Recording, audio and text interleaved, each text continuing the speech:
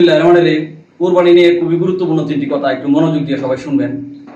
এক নাম্বার, আপনার পরিবারের আর্থিক সমস্যার কারণে অর্থাৎ আর্থিক দৈন্যতার কারণে যদি কুরবানি দিতে না পারে, সেটা আপনি লজ্জাবোধ করবেন না, বরং আপনি নামাজ না পড়লে লজ্জাবোধ করুন, কারণ নামাজকে ফরজ করা হয়েছে, কুরবানিকে নয়।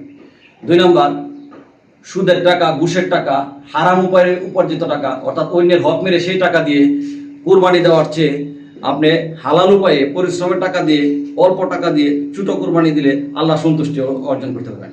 আমরা কুরবানি দিই আল্লাহকে সন্তুষ্টি করার জন্য, মানুষকে দেখানোর জন্য না। অর্থাৎ অবৈধ উপায়ে বেশি বড় পরিমাণ বেশি বড় কুরবানি দেওয়ার চেয়ে অর্থাৎ বৈধ টাকা দিয়ে আল্লাহকে সন্তুষ্টি করার উদ্দেশ্যে কুরবানি দেওয়াটা এই জায়গায় মুখ্য।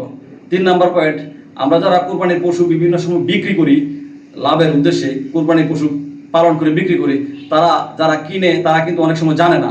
কুরবানি যারা পালন করে তারা জানে গরুর সমস্যা। গত বছর আমরা দেখেছি এক ভদ্রলোক একটা গরু ক্রয় করেছে, এই গরুটা পায়ের মধ্যে ঈদের দিন সকালে ধরা গেছে ত্রুটি, পরে সে চেঞ্জ করে আবার একটা গরু তার কিনতে হয়েছে ভর্তুকি দিয়ে। কিন্তু বিষয় এটা না। এরপরে আরেকটা জিনিস করে, মানুষ এখন কুরবানির পশুকে মোটা করার জন্য বিভিন্ন ধরনের ক্ষতিকারক ইনজেকশন দেয় এবং ওষুধ খাওয়ানো হয় ডক্টরের পারমিশন ছাড়াই, যেগুলি মানবদেহের জন্য ক্ষতিকর। হার্টের সমস্যা হয়, ক্যান্সার, আরো বিভিন্ন ধরনের প্রবলেম হয়, যেগুলি করা কখনোই উচিত না। তারা যদি এইরকম মোটা করার উদ্দেশ্যে বা মাংস বাড়ানোর উদ্দেশ্যে এইগুলি করে, এইগুলিও অবৈধ, এগুলিও অন্যায়, এগুলি আসলে কখনোই করা উচিত না। এই তিনটাই গুরুত্বপূর্ণ পয়েন্ট। কুরবানিগুলোকে মেনে চলুন এবং আল্লাহ সন্তুষ্টির উদ্দেশ্যে কুরবানি করুন, প্রতিযোগিতা নয়। আল্লাহ